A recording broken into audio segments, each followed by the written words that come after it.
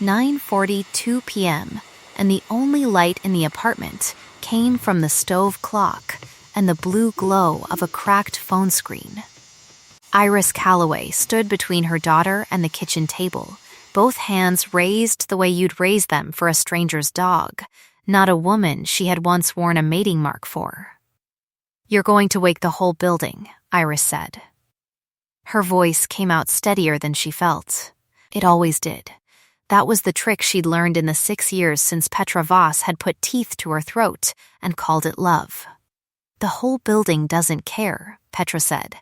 She hadn't raised her voice. She never did. Petra's cruelty came in clinical increments, the same tone she used to deliver a diagnosis. "I'm not here to fight you, Iris. I'm here because you missed a payment deadline, and I've decided to collect in person." "There's no payment," the judge said. "The judge said a great many things 6 years ago that don't interest me tonight." Behind the bathroom door, 7-year-old Wren sat on the closed toilet lid with her knees pulled to her chest and her mother's old phone cupped in both hands like something that might fly away. The screen had cracked in a spiderweb the day Petra slammed the apartment door hard enough to knock it off the counter 4 months back. It still worked, mostly. It held exactly one saved contact that wasn't a pizza place or a school, because Iris had made her memorize it the way other mothers made their kids memorize an address. Aunt Dee, an old family friend who'd moved out west years ago and probably wouldn't recognize either of them anymore. But a name was a name, and a number was a rope you could throw in the dark. Wren's fingers weren't steady. She misdialed the last digit twice. On the third try, the message went through, 7 words typed by a 7-year-old who had spent 4 months learning to be very, very quiet. "She's hurting my mom. Please help." Then, because she was still a child and children believe adults check their phones, she added, "We live at the Yellow Door building on Ashcombe." "Hurry." She hit send and pressed the phone flat against her chest like it might keep the sound of her mother's voice inside her ribs instead of out in the hallway, where it had gone thin and careful in a way that scared Wren more than shouting ever could. Across town, on the 31st floor of a glass tower that had never once had its lobby photographed for a magazine because its owner forbade it, Delphine Ashgrove was awake because she was always awake at this hour. 6 years of insomnia had taught her the exact temperature of a Calder City night in every season. Her phone sat face down on the marble beside a whiskey she hadn't touched in an hour, the ice long gone to water. It buzzed. Once, then again, the second message arriving 11 seconds behind the first. She almost didn't look. People texted her old number sometimes, a decommissioned line she'd kept alive out of a habit she didn't examine too closely, 1 digit off the private line she'd used when Sable was alive to answer it. Wrong numbers, mostly spam, a drunk ex of somebody else's. She looked. Desperately, "She's hurting my mom. Please help." The whiskey glass didn't survive the way her hand came off the sofa, neither did the silence. She read it twice, the second time out loud, low, the way you check a fact against the shape of your own voice to see if it holds. Then, she read the address. Delphine Ashgrove had built an empire on the ability to make a decision in under 4 seconds and never once look back at the version of herself who might have chosen differently. This decision took less than that. "I'm coming," she typed back and was already reaching for the case by the door before the message showed delivered. Her chief of security found her in the elevator, tie undone, jacket half on. "Ma'am, Ashcombe Street. Yellow Door building." Now, Corvin, that's not a client address. It's not a client. The elevator doors opened onto the private garage, and 31 floors of a woman the city called the Alpha Queen, never to her face, only in the hush after her name, resolved into 6 feet of motion in unbroken black, moving like weather that had made up its mind. Corvin Blake had worked for Delphine Ashgrove for 11 years, through 2 hostile takeovers, 1 assassination attempt, and a funeral that had nearly broken her in half. He had never once seen her run for a stranger. He ran anyway, because she was already at the car, behind the bathroom door. Wren watched the delivered checkmark turn to 2 blue ones, and then, impossibly, 3 words bloomed under it that she would remember for the rest of her life exactly the way she'd remember the sound her mother made when Petra finally raised her hand. "I'm coming." Wren didn't know the woman's name. She didn't know she was about to learn what an Alpha Queen's promise was worth. She only knew that somewhere out in the dark, a stranger had answered, and for the first time in 4 months, the quiet in her chest cracked open enough to let a little air back in. She put the phone against her ear like it could still talk to her, and she waited. The knock came at 10:26 p.m. Not on the apartment door, on the frame of the world Iris had built to survive in, the one where Petra always had the last word. "Expecting someone?" Petra asked, amused, the way she got amused right before she got dangerous. Iris hadn't invited anyone. She hadn't told a soul where she'd landed after the divorce, because Petra had a way of finding people who mattered to her and unmaking their patience for helping. But the knock came again, harder, 3 sharp raps that sounded less like a neighbor and more like a verdict, and somewhere behind that door was a stranger's promise that a 7-year-old had trusted with her whole small heart. Iris didn't know who was coming. She only knew, in the second before the door gave way, that whoever it was had come fast enough to still be breathing hard. The door didn't open. It came apart, the frame splintering at the hinge in a way that should have taken a battering ram and instead took one woman's shoulder and the particular, terrible calm of someone who had decided 3 miles ago that she was not going to knock twice. Delphine Ashgrove filled the doorway the way weather fills a valley, not loud, just total. 6'1" of black wool and colder air, dark hair pulled back hard enough to look like a decision, eyes the flat gray of a sky before it opens up. The apartment's stale, frightened air met something underneath her cologne that had nothing to do with cologne at all. Black pepper and cold slate, an alpha's true scent breaking loose the second her temper did. Petra's head snapped toward the door, calculation moving fast behind her eyes. "This is a private matter." "It stopped being private," Delphine said, the second a child had to ask a stranger for help. Iris hadn't moved. Couldn't. She stood in her own kitchen with her pulse going wrong in her throat, staring at a woman she had never seen before in her life, and some old, exhausted. Disbelieving part of her cataloged the room the way she used to catalog evidence, back when she was still allowed to have a career, 5'6" of visitor towering somehow anyway, a stance that put her own body between Petra and the hallway to the bathroom without seeming to decide to, hands that hadn't closed into fists yet, but wanted to.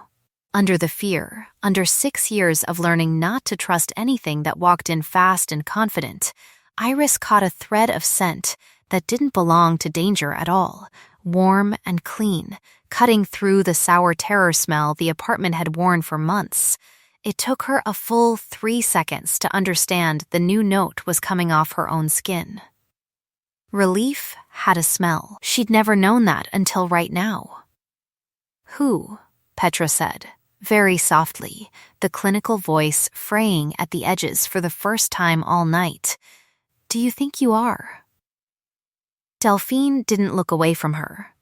"I'm the person who's coming with you outside," she said, "while my associate makes sure this mother and this child are somewhere you can't reach tonight. You can walk, or you can be carried. I genuinely don't care which." Petra's laugh came out thin. "You don't even know her name." "Iris," Delphine said, without turning, without breaking the line she'd drawn across the doorway with her own body. Your daughter's message had that in it too. She's very thorough for 7. Somewhere behind them, the bathroom door creaked open a careful inch, and a small, tear-streaked, ferociously brave face appeared in the gap, the old cracked phone still clutched in both hands like a shield that had done its job. "You came," Wren whispered, like she still couldn't quite believe the words worked that way outside of stories.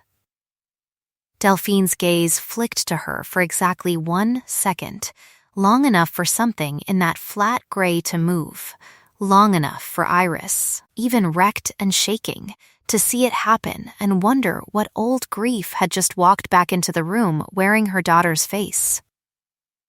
"I said I would," Delphine answered. Petra looked between the 3 of them, the stranger who filled the doorway like a verdict, the child who trusted her completely and instantly, the wife who had finally found something braver than fear standing between them, and for the first time in 6 years, Iris watched Petra Voss calculate the odds of a room and find them against her. "This isn't over," Petra said, backing toward the shattered doorframe, straightening her coat as if that restored anything at all. "No," Delphine agreed, stepping aside just enough to let her pass and not 1 inch more. "It isn't. But it's over for tonight." The door, what was left of it, hung crooked on one hinge behind Petra's retreating shoulders, and for a long moment nobody in the apartment moved, as if the air itself needed permission to start again. Then Wren crossed the kitchen in 4 running steps and wrapped both arms around a stranger's legs, and Delphine Ashgrove, who had not let anyone touch her without flinching in 6 years, went very still and did not step back. The elevator at Ashgrove Tower had exactly 1 button that required a fingerprint, and it took Iris to the 31st floor in a silence so complete she could hear Wren's breathing slow, from panic to exhaustion beside her. Corvin rode with them, arms crossed, studying Iris in the mirrored wall like a man doing math he didn't like the answer to. "You'll want the guest wing," he said finally, not unkindly, just flat. "Ma'am doesn't bring people up here. In 11 years, you're the first." "I didn't ask to be brought anywhere," Iris said. Her voice cracked on the last word, and she hated it. "No," Corvin agreed, "none of them do. That's usually how you know." The penthouse, when the doors opened onto it, was the kind of quiet that had been paid for. Floor-to-ceiling glass held the whole glittering wound of the city at bay. Iris had grown up in a walk-up with a leaking radiator and had married into old alpha money that turned out to be a cage with good lighting. She knew, in her bones, the difference between a house that photographed like money and a room that simply had money the way other rooms had air. This was the second kind. There were no price tags anywhere. There didn't need to be. Wren, past the point of caring about anything but her mother's hand in hers, stopped dead in the doorway anyway, staring at a low white shelf near the kitchen island. "You have a rabbit," she said, delighted, exhaustion forgotten for 1 whole second, pointing at a small carved wooden figure sitting alone among a wall of books that all looked too serious to belong to anyone who kept a wooden rabbit. Delphine, following them in with her jacket finally shed and a graze darkening along one knuckle she hadn't mentioned, glanced at the shelf like she'd forgotten it was there. "It was a gift," she said, "a long time ago." "Biscuit's a rabbit too," Wren informed her, holding up the threadbare stuffed animal that had ridden the whole terrifying night tucked under one arm. "He's missing an eye. Mom says we'll fix him when things calm down."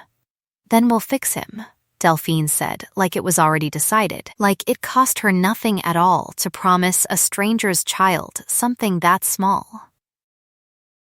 Something in Iris's chest, wound tight for 6 years, loosened one careful notch.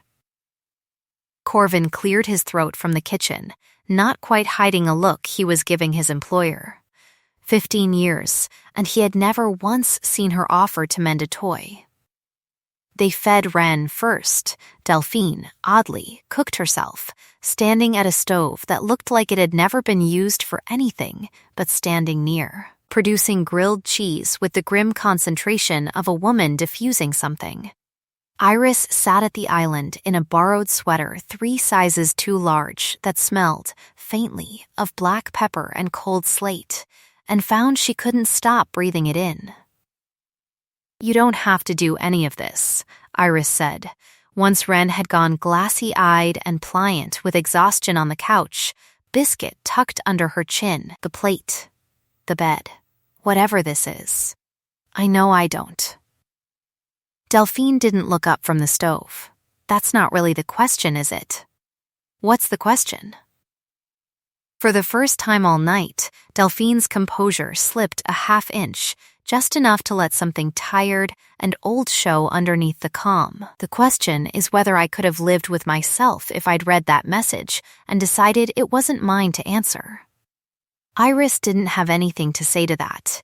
She sat with the borrowed sweater's sleeves pulled over her hands and watched a stranger flip a sandwich like it was the most important thing she'd ever done, and thought, for the first time in longer than she could remember, that she might actually be safe tonight.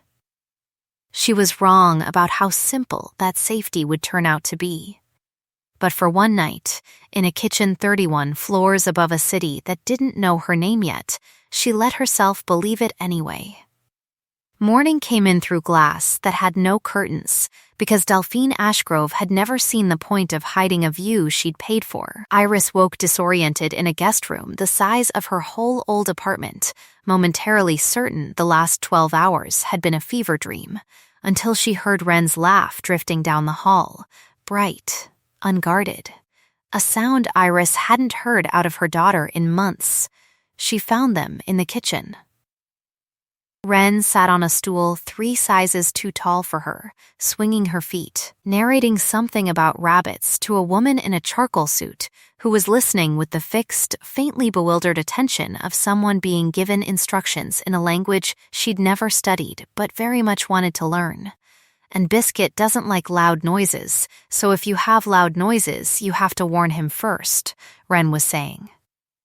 "Understood," Delphine said gravely. "I'll brief security." Corvin, leaning in the doorway with a coffee, made a sound that might have been a laugh if he'd let it all the way out. The tour happened after breakfast, because Wren asked for one, and because, Iris suspected, Delphine didn't quite know what else to do with a child in her home except catalog it for her, room by room, like a woman taking inventory of feelings she hadn't planned for. The apartment Iris had shared with Petra during the marriage had been beautiful too, in the cold, curated way of things bought to be seen and not touched. This was different. Ashgrove Tower had books with cracked spines, a blanket thrown, not folded, over the back of one chair. A drawer in the kitchen, when Wren pulled it open uninvited and Delphine let her, that held nothing but crayons. Worn down to nubs, years old. "Whose are these?" Wren asked. Delphine's jaw did something small and controlled. "Someone I used to know had a niece. She left them here once." The lie sat badly on her, transparent as glass. Iris filed the crayons away the way she used to file discrepancies in a ledger, a detail that didn't add up yet, but would. By the second day, the wealth gap had stopped feeling like the point of the room and started feeling like scenery around a fact Iris kept circling back to. Nobody here had asked her for anything. Not rent, not gratitude, not an explanation of how a forensic accountant had ended up scrubbing office floors at midnight for a company that paid under the table. When Delphine's household staff, 2 of them, quiet, professional, plainly used to a stranger routine much stranger than this, offered to launder her one spare set of clothes, Iris had to go stand in the guest bathroom and breathe through the specific shame of having so little that a stranger's kindness felt like exposure. She was still standing there, palms flat on cold marble, when Delphine found her. "You don't have to explain the crying," Delphine said from the doorway, not stepping in without permission, "if that's what you're bracing for." "I wasn't," Iris stopped, started over. "I don't know how to be somewhere nobody wants something from me." Something crossed Delphine's face too fast to name. "I know that feeling," she said. "I built a company out of not knowing it any other way." She held up a folded stack of clothes Iris didn't recognize.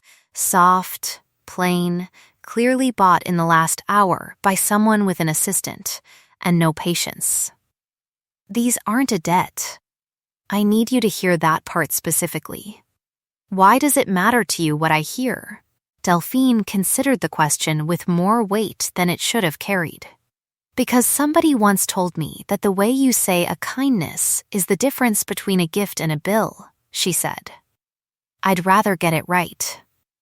It was the first time Iris let herself really look at her, not as a rescuer, not as a wall of money and shoulders that had kicked in a door, but as a woman standing in a doorway, working visibly hard not to reach for something she wanted and hadn't earned permission to touch yet. The room went very quiet. Iris's pulse, which had spent 6 years flinching from proximity, did something else entirely. It leaned in. She caught herself before she could name it. Whatever this was, it was too soon, and Petra's ghost still sat too close under her collarbones for her to trust her own wanting yet. "Thank you," Iris said instead, taking the clothes, letting her fingers brush Delphine's for exactly 1 second longer than necessary. "For the sweater, for the door, for all of it. You should thank your daughter," Delphine said. "Low, she's the one who found the number." A pause, and then, quieter, almost to herself. "I don't know how she found mine. That line's been dead to everyone but one person in 6 years." Iris didn't have an answer for that, neither, yet did Delphine, but the question sat down between them like a third guest at the table and didn't leave. That evening, Corvin found Delphine alone on the terrace, city lights strung out below her like a ledger of small, unaccountable choices. The number Wren texted, he said, without preamble, because 11 years had taught him she preferred it that way. It traces back through 3 reassignments. Before it was your decommissioned line, it belonged to a shelter hotline. Before that, I know what it was before that, Delphine said. "You want me to keep digging?" "No," she didn't turn around. "I want you to find out everything there is to know about Petra Voss instead. Foundation records, board minutes, every account she's ever touched. A beat. And get Iris Calloway's old employment file, the one that got her blacklisted." Corvin's eyebrows went up 1/2 inch, which for him counted as visible shock. "You think there's something under the surface with her?" "I think," Delphine said, watching the lights, "that a woman doesn't end up scrubbing floors at midnight for no reason, and I don't believe in coincidences that convenient." A beat, and whatever was in her face made Corvin straighten up out of his slouch. "Petra Voss is going to come back. When she does, I want to already know exactly what she's afraid of losing." 2 floors down, Wren fell asleep with Biscuit under her chin and the cracked phone charging, for the first time in months, plugged into a wall that had never once flickered with an unpaid bill. And in the guest room beside her, Iris lay awake a long time, replaying a doorway, a promise, a scent like black pepper and cold slate, and wondered, not for the last time, what exactly she had walked her daughter into, and why some traitorous, hopeful part of her didn't want to walk back out. The knock, 3 weeks later, was polite. That was somehow worse. Iris answered it herself. She'd insisted on that much independence, a rented studio 2 blocks from Ashgrove Tower that Delphine had quietly arranged and even more quietly refused to call charity, and found a courier holding an envelope with a hospital foundation's crest embossed on the flap. Inside, an emergency custody filing. Petra Voss, director of the Voss Sinclair Children's Foundation, respected surgeon, pillar of 3 separate hospital boards, alleging that Iris Calloway was an unfit and unstable mother who had fled with their child to the residence of a known organized security figure under circumstances that endangered the minor. Iris read it twice, standing in her doorway, the way she used to read a fraudulent ledger entry twice before she trusted her own eyes. Then a third time. Then she called the only number she had memorized in 6 years that wasn't a school or a pizza place. Delphine arrived in 11 minutes, still in a suit from a board meeting she'd walked out of mid-sentence. "She's not filing this because she believes it," Delphine said, reading the pages twice as fast as Iris had, jaw tight. "She's filing it because she needs a narrative in place before someone finds out what she's actually hiding." Hiding what? Delphine set the papers down with a precision that was its own kind of controlled fury. Corvin finished the audit this morning. The Voss Sinclair Foundation has moved $4.1 million through 3 shell accounts in the last 2 years. Grants that were approved for pediatric trauma units, money that was supposed to buy equipment for children who needed it most. Her voice didn't rise. It went colder instead, which was worse. "Your ex-wife has been robbing sick kids to fund a lifestyle her actual salary doesn't cover, and she needs you discredited before anyone thinks to ask a forensic accountant to look at her books." Something in Iris went very still, the old professional part of her surfacing through 6 years of dust like a bone through skin. "She always said I saw patterns that weren't there," Iris said slowly. "That's what she told the board when she got me fired. That I was unstable, paranoid about numbers." "You weren't wrong then, were you?" No, Iris's hands had started to shake, not with fear this time. "I wasn't wrong. I found a discrepancy in her department's discretionary fund 4 months before she filed for the marriage to end. I brought it to her instead of the board because I was an idiot who thought loyalty went both ways." She looked up. "She didn't file for divorce because she stopped loving me. She filed because I found her out, and then she spent 6 years making sure nobody would ever believe me if I said so." The apartment went silent except for the hum of the radiator. Outside, 3 weeks' worth of careful, tentative peace cracked open at the seams, and both women felt it happen at the same time. "I need the accounts," Iris said. "Not summaries, not Corvin's audit, the actual ledgers." "Iris, you asked what my competence was worth bringing into your house," Iris said. And for the first time since the door had come off its hinges, her voice didn't shake at all. "This is what it's worth. I can read what she thinks she's hidden. I could always read it. She just made sure nobody would ever let me say so out loud again." Delphine studied her for a long moment, something fierce and unguarded moving behind the gray. "Then, let's give you the room to say it," she said. "But you should know. If we go after her records, she'll come at you directly. Custody court is the soft version of what she's capable of." "I know exactly what she's capable of," Iris said quietly. "I have the mark to prove it." She hadn't meant to say that last part out loud. But Delphine's eyes went, involuntarily, to the faded, silvered scar at the curve of Iris's throat, old enough to have healed wrong, distinct enough that anyone who knew about biology would recognize it instantly for what it was. A claiming mark that had never finished settling into a bond. Forced and incomplete and 6 years old. "She marked you without a full consent exchange," Delphine said. It wasn't a question. Her voice had gone dangerously quiet. During a rut. "I said stop." Iris's hand rose unconsciously to her own collar. "She said I didn't mean it. The bond never took because some part of me never actually gave it. It just sits there, aching sometimes, when she's close, like a door that never fully shut. Delphine didn't move toward her. Every instinct in her posture said she wanted to, and every visible ounce of will said she was waiting to be asked.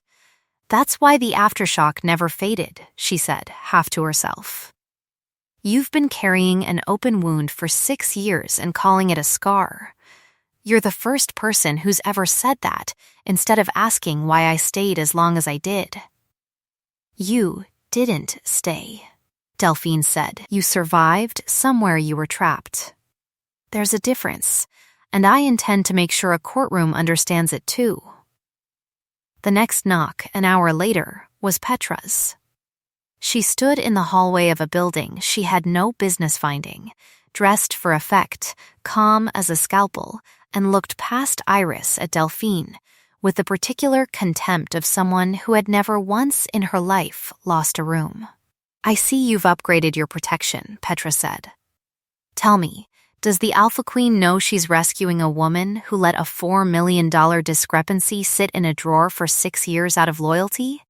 I know she's the only person who caught it," Delphine said, "which is more than the board managed." Petra's smile didn't waver, but something behind it did. "This isn't finished." "No," Delphine agreed, for the second time in 3 weeks, standing between Petra Voss and the only family either of them had left to fight for. "But you should start getting used to losing anyway. It's going to become a pattern." Petra left without another word, heels sharp against the hallway tile, and Iris stood in the doorway of a life she hadn't chosen and somehow still felt, for the first time in years, like it might actually belong to her.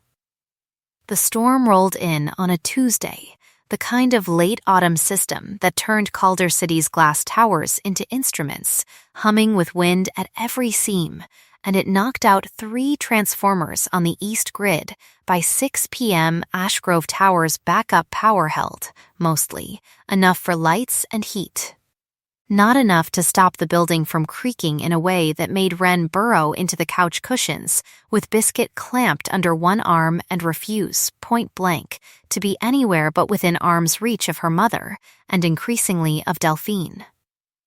"It's just weather," Iris told her, not entirely believing it herself. The storm had a mean, personal quality to it that made her nerves feel raw and exposed.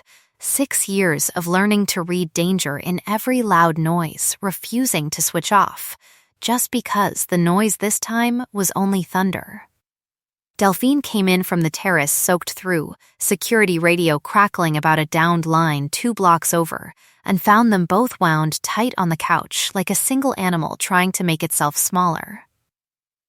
Something in her face gentled in a way Iris hadn't seen since the wooden rabbit on the shelf. "May I sit?" Delphine asked, which was, Iris would think much later, the exact moment the ground under everything shifted, not the storm, not the door coming off its hinges 3 weeks earlier, but a woman who could have simply sat down in her own home asking permission instead. "Yes," Iris said. Wren fell asleep first, wedged between them, and for a long while neither adult moved, both of them very aware of the child anchoring them into stillness, and neither entirely sure what they'd do without her there. "Can I ask you something?" Iris said eventually, voice low so as not to wake her. "You can ask me anything. Why did you actually come that night? Not the noble version. The real one." Delphine was quiet long enough that Iris thought she might not answer at all. When she did, her voice had gone somewhere else, younger, rawer, further away. 6 years ago I had someone, she said. Her name was Sable. She used to say, "I'm coming every single time, no matter how small the thing was, running late for dinner, 5 minutes out from a meeting, doesn't matter." It was just hers, a promise she never once broke. A muscle worked in her jaw. One night she got a call. A neighbor, an alpha, herding his mate 2 floors down in our old building. Sable went. She said, "I'm coming" to me on her way out the door, same as always. a pause that cost her visibly. She didn't come back.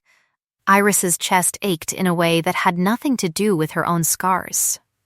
Delphine, I've spent 6 years being furious at a world that let that happen and calling the fury strength, Delphine said. And then, a little girl I've never met sent 3 words to a dead woman's old number, and I didn't even think about it.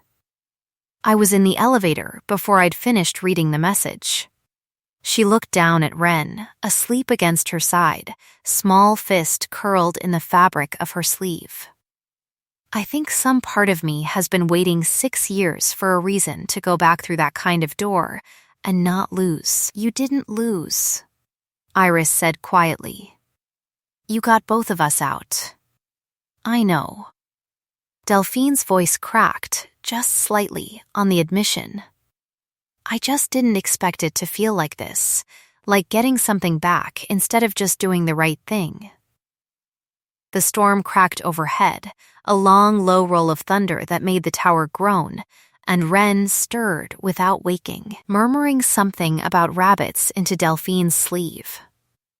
Delphine's hand, resting along the back of the couch, moved, slow, deliberate, giving Iris every chance to stop it, until it covered Iris's own cold slate scent, warming the space between them into something that smelled, for one suspended moment, like neither danger nor grief. Tell me to stop, Delphine said, barely above the storm, and I will. Don't stop, Iris said. She didn't kiss her yet. That would come later, slower, in a kitchen that smelled like lemon and burnt sugar, but she turned her hand over under Delphine's and laced their fingers together, and for the length of one storm, over the sleeping weight of a child neither of them had planned to build a family around, 2 women who had both been taught that love was a door that only ever led somewhere. Dangerous sat very still and let it be, instead, a door that simply opened. By the 4th week, Ashgrove Tower had started to smell, faintly and permanently, of the wrong things in the right way, crayon wax in a drawer that no longer had a false explanation attached to it, rabbit-shaped pancakes on a Saturday, and one memorable Thursday, burnt sugar and lemon rind, because Iris had mentioned, offhand, days before, that her mother used to bake a lemon poppy seed cake on hard days, back before the world had gotten complicated, and Delphine, who had never voluntarily touched an oven in her adult life, had apparently spent an entire evening on the phone with her housekeeper's grandmother getting the method right. The cake came out lopsided. The kitchen looked like a crime scene. Iris stood in the doorway laughing so hard she had to hold the frame. The first full, unguarded laugh Delphine had ever heard out of her, and something settled into place between them that no consent gate needed to cover, because it had already been asked and answered a dozen small ways since the storm. It's terrible, Iris said, through tears of laughter, tasting it. It's edible, Delphine said, with the wounded dignity of a woman who ran a 9-figure empire and had just been humbled by baking powder. You remembered, Iris said, quieter now, setting the fork down. I said it once, weeks ago. I didn't think you were even listening. I listened to everything you say, Delphine said, and there was nothing performative in it at all, just plain fact, delivered the way she delivered board directives, absolute, and meant. You said your daughter's never seen the ocean. I know that too, and that she wants a dog, badly, and hasn't asked because she didn't think it was allowed to want things right now. She hesitated, something almost shy moving under all that composure. I'm not telling you this to buy anything from you. I'm telling you because I don't know how else to show you I've been paying attention. Iris crossed the wrecked kitchen and kissed her, soft, sure, no permission needed this time, because it had already been given and reaffirmed in a dozen quiet ways across a month of small mercies, and Delphine's hands came up to frame her face like something she was terrified of breaking. Ask me with your words, Delphine murmured against her mouth, half a laugh, half something far more serious, if you want this to go further than a kitchen. Not yet, Iris said honestly, resting her forehead against Delphine's. Not because I don't want to. Because I want to choose it clear-headed, and some nights the ache in my throat still makes it hard to tell the difference between wanting you and needing to be wanted by somebody, anybody, safe. She felt Delphine go very still, listening. Not flinching from the honesty. I'll ask you when it's really me asking. Then I'll wait, Delphine said. Simply, I've gotten very good at it. The mutual feeling sat between them now, entirely unhidden, entirely undeniable, and warm enough that neither of them heard Ren pad into the kitchen doorway in her socks until she cleared her throat with theatrical patience. Are you going to be my other mom? Ren asked Delphine, with the devastating directness of a 7-year-old. Or are we just staying here because it's safe? Delphine, who had once dismantled a hostile takeover in under 6 minutes without breaking a sweat, went entirely speechless.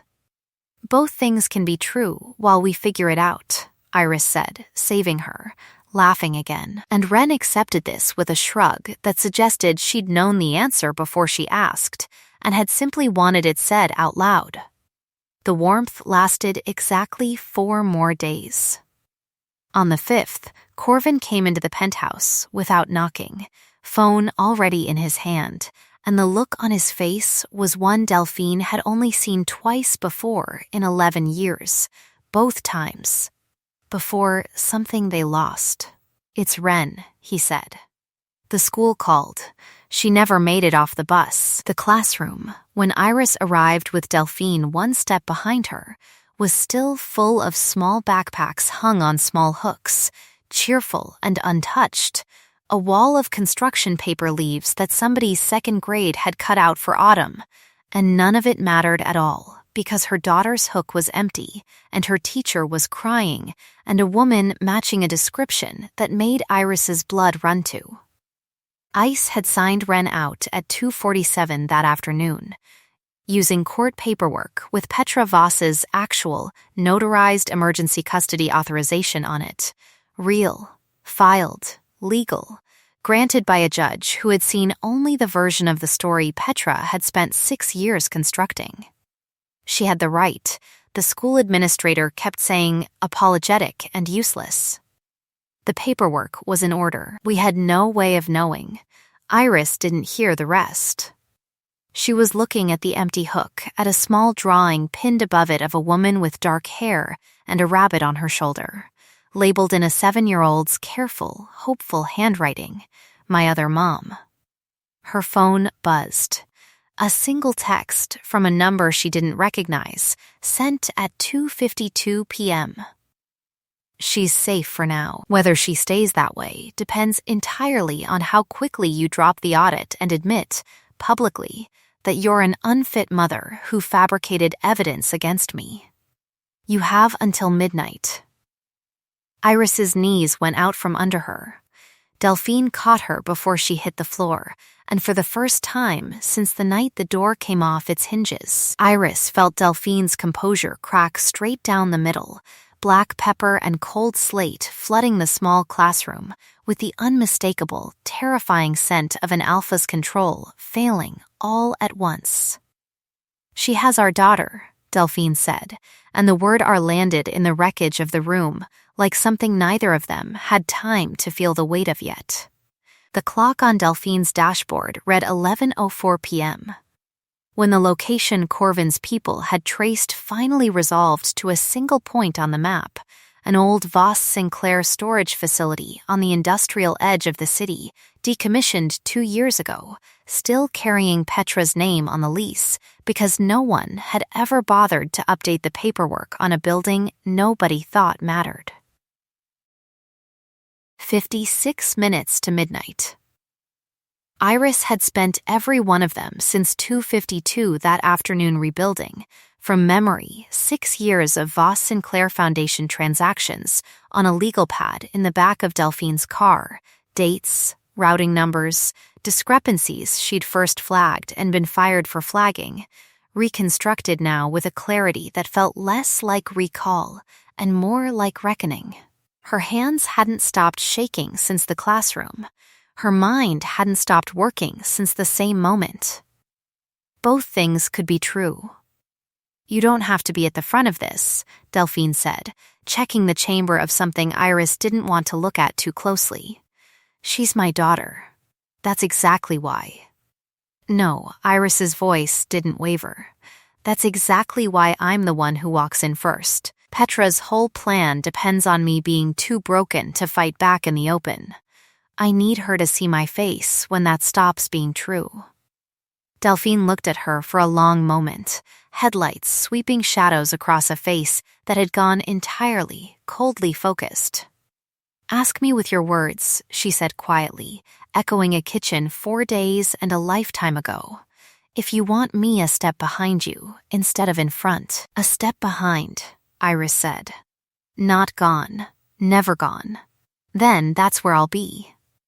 The storage facility smelled of concrete dust and old fear. Petra stood in the center of it under a single work light, Ren seated on a folding chair beside her, unhurt, furious in the specific, magnificent way of a child who has decided crying is beneath her, Biscuit clutched to her chest like a small soldier. "Right on time," Petra said. And there, for the first time all night, the clinical calm slipped enough to show the desperation underneath it. "I assume you've come to grovel. I've come to give you a choice," Iris said, and set the legal pad down on an overturned crate between them, with the same steady hands that had once flagged a discrepancy no one wanted to hear about. "Every transaction, every shell account, every grant you diverted from children who actually needed the equipment it was supposed to buy. I remembered all of it, Petra. Turns out you can fire someone from a job. You can't fire the numbers out of her head. You think a legal pad frightens me?" "I think," Delphine said, stepping into the light exactly 1 pace behind Iris, precisely as promised, "that the forensic team currently going through your Foundation servers with a warrant obtained 40 minutes ago frightens you considerably more. The pad is just for my satisfaction." Petra's composure fractured all at once, 6 years of careful control coming apart into something raw and ugly. "I made her," she snarled, jerking her chin at Iris. "Do you understand that? She was nothing when I found her, a scared little omega with a calculator and no family worth mentioning. I gave her a name, a home, a mark. You gave me a wound I've spent 6 years trying to heal," Iris said. "That's not the same thing as love, Petra. It never was. You didn't want a mate. You wanted an asset who couldn't leave. She's still mine to correct." Petra's hand moved toward Ren's chair, and every instinct in the room went taut at once. "Don't," Delphine said, and the single word carried enough weight that Petra actually stopped. "Take one more step toward that child, and I promise you every version of restraint I've shown you tonight ends immediately." For one terrible, suspended second, Iris watched something in Delphine go past anger into a place with no easy road back, the same place, she understood suddenly, that had swallowed a piece of her the night Sable didn't come home, the place an alpha's grief could turn into something that broke its own rules to get even. "Delphine," Iris said her name like an anchor thrown across the gap. "Look at me." Not her, me. Delphine's eyes cut to her, and whatever had been rising in her chest audibly, visibly, stood down. "We don't become her," Iris said, quieter now. "That was never the deal. You promised me a step behind, not a monster in front. Let the evidence finish what it started. Let Ren watch you choose to be better than this, not just stronger than her." The work light hummed. Somewhere outside, sirens Corvin had called in 20 minutes ago finally became visible as red-blue wash against the warehouse's grimy windows. Petra's shoulders dropped all at once, the fight going out of her the second she understood the room had already decided without her. "This isn't over," she said, one last time, and it sounded, finally, like exactly what it was, the losing line of a woman who had run out of moves. "No," Delphine agreed, holstering the temper she'd nearly let off its leash, crossing to lift Ren off the folding chair into her arms in one motion, biscuit and all. "It's over for you." "That's a different sentence entirely." Ren buried her face in Delphine's shoulder and breathed in black pepper and cold slate like it was the safest smell in the world, and somewhere behind them, uniformed officers came through the loading doors to put an end, at last, to 6 years that had never once been Iris's fault. The Voss Sinclair Foundation held its annual donor gala 9 days later at the Calder City Museum of Natural History, under a suspended whale skeleton that had watched over 100 such evenings without incident. Petra Voss, out on bail and desperate to control the narrative before her arraignment, had insisted on attending. Insisted, in fact, on speaking, certain that enough charm in front of enough cameras could still outrun a legal pad and a warrant. She hadn't counted on the warrant's results being ready 3 days early. She hadn't counted on Delphine Ashgrove buying a table. She certainly hadn't counted on Iris Calloway walking in wearing a tailored blue-gray blazer that fit like a professional identity finally returned to its rightful owner, instead of the gray cleaning smock Petra's influence had reduced her to for 6 years. "You have some nerve," Petra said, low, cornering her near the silent auction tables. All charm dropped now that no cameras were pointed their way yet. "I have a name back," Iris said. "You should sit down for what happens next." The Foundation's board chair took the podium at 8:15 to make routine remarks. What followed was not routine.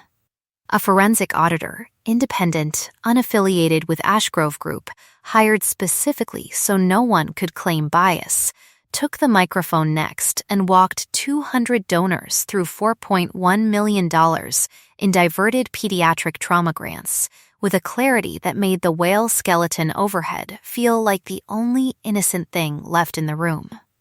Then the recording played, Petra's own voice, captured on Foundation security audio Corvin's team had recovered from the storage facility's server backup, calmly instructing an assistant to falsify a custody filing in order to neutralize an inconvenient witness before the audit surfaces.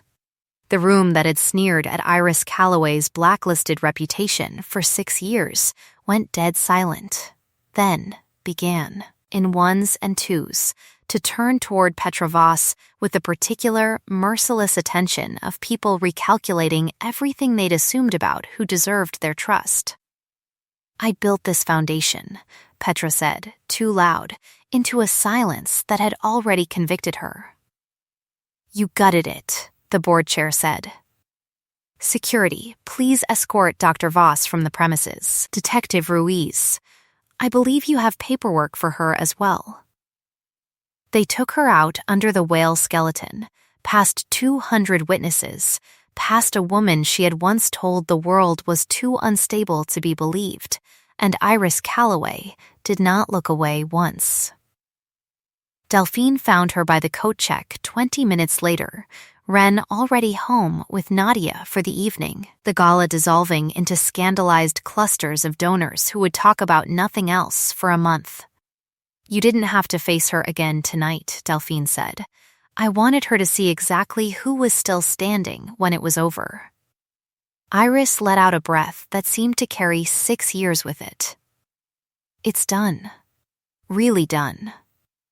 "It's done," Delphine agreed, and something in her voice broke open into a kind of tenderness she'd kept carefully leashed since the storage facility. "Ask me with your words," she said, low, echoing the promise between them one final time, "if you want the rest of tonight to be about us instead." "I'm asking," Iris said, no hesitation left in her anywhere. "I choose this. I choose you. Not because I'm scared and need somewhere safe to land, because I know the difference now, and this is want, plain and clear. Delphine kissed her under the coat check lights like the whole gala had simply stopped existing, and later that night, in a room that smelled entirely of black pepper and cold slate tangled through warm fig and spun sugar, she asked Iris one more time, softly, with her mouth at the curve of her throat where an old, wrong mark had never fully healed. "Tell me to stop, and I will," and Iris answered by tilting her head to bear a place she was finally, fully choosing to give. The bite that followed was nothing like the one that came before it. It didn't take by force or by accident. It took because two women had spent a month asking each other in a dozen small, honest ways, and had finally, both, said yes. 6 months later, the tulips Delphine had planted on the terrace, badly over Corvin's strenuous objections about drainage, came up crooked and glorious anyway, and Iris decided that was probably the most honest metaphor either of them was ever going to get for how the last half year had gone. Petra Voss had pleaded out, rather than face trial, 4 counts of fraud, one of falsifying legal documents, license revoked by the state medical board, restitution ordered at $4.1 million, a sentence that would keep her a great many years from anywhere near a hospital foundation or a 7-year-old school pickup line again. Mr. Bellwether, the landlord who'd quietly handed Petra a spare key for $200 and a promise she'd never mention it, lost his rental license inside a month once the housing board finished with the file Corvin had assembled almost as an afterthought. Iris found she didn't feel much of anything about that one at all, which felt, in its own way, like healing too. The proposal happened on a Tuesday, unglamorously, which was exactly how Iris knew it was real.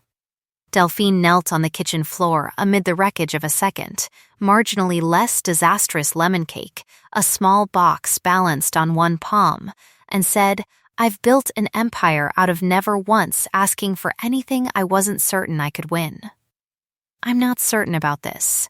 I'm asking anyway." "That's not really a question," Iris said, laughing, crying, both at once.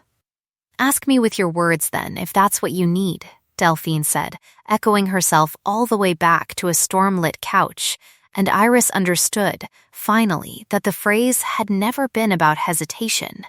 It had always been about respect. "Marry me. Bond with me properly, the way it should have been done for you the first time. Let Ren have the mother she's already been calling hers for months." "Yes," Iris said. "I'm asking too." Yes. The bonding ceremony was small, Nadia crying loudest of anyone, Corvin standing witness in a suit he clearly hated, delivering, when asked, the only toast he'd ever given in 11 years of service. "In 15 years, I watched this woman run one company into the ground out of spite and build 3 more out of pure will. I never once saw her wait for anyone.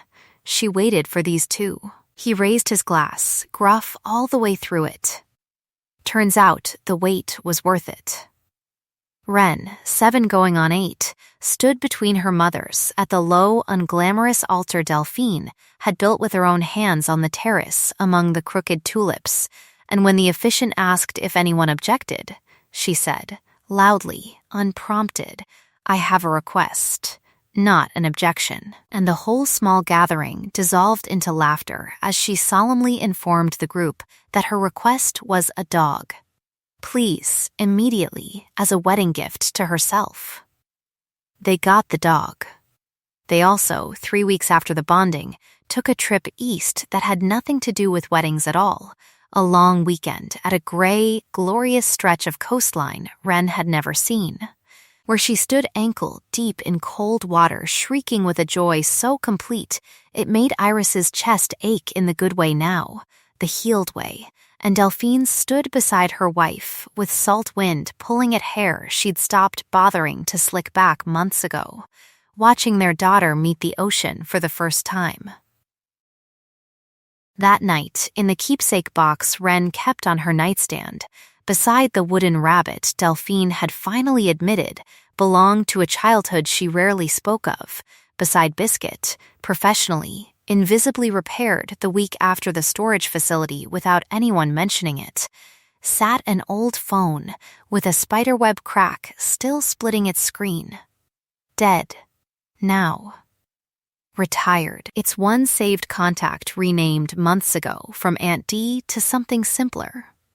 Mama D. Iris found Wren asleep with the box still open on her lap one late night and sat on the edge of the bed a long while, looking at the phone that had started all of it, a wrong number that had never really been wrong at all, just early, just honest, just a child's whole trusting heart thrown out into the dark and, against every reasonable expectation the world had ever given either of them, caught. Delphine found her there and settled behind her without a word, chin resting against her shoulder, black pepper and cold slate wrapped warm around fig and spun sugar, the way it had every night since the bonding took. She still keeps it charged sometimes, Iris said softly. In case, Delphine agreed. Someone else out there needs to know the number still works. Morning came in through glass, with no curtains, the way it always did in that house now, gold light falling across a wooden rabbit, a mended toy, a cracked phone laid gently to rest beside them both, and across two women standing at the window with their daughter's dog barking somewhere below, watching a city wake up that had once called one of them untouchable and the other unworthy, and had been wrong, completely, about them both. It turns out the bravest thing a person can text into the dark isn't a plea, it's a promise. And the truest thing anyone can answer back isn't "I'm sorry" or "I can't" or "not tonight." It's three small words, meant all the way down, arriving exactly when they're needed most. I'm coming. The end.